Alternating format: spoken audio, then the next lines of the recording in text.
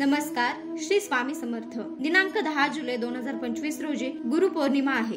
गुरुपौर्णिमा स्वामी भक्तांसाठी खूप महत्त्वाचा दिवस आहे, कारण गुरुपौर्णिमा हा दिवस आपल्या गुरूंपुढे कृतज्ञता व्यक्त करण्याचा दिवस असतो. सकाळी लवकर उठून केंद्रामध्ये किंवा मठामध्ये जाऊन स्वामींना प्रार्थना करा की स्वामी, तुम्हीच माझे गुरु आहात. तुम्ही माझे मायबाप, सखा, बंधू सगळे तुम्हीच आहात. हे स्वामी राया, तुमच्या नामात अपार शक्ती आहे. माझा तुमच्यावर पूर्ण विश्वास आहे. आता सुख आले तर श्री स्वामी समर्थ, दुःख आले तर श्री स्वामी समर्थ, संकट आले तर श्री स्वामी समर्थ, आनंद झाला तरीही श्री स्वामी समर्थ. तुम्ही माझे गुरु आहात, मला मार्गदर्शन द्या, प्रेरणा द्या, अशी मनोभावे प्रार्थना करावी.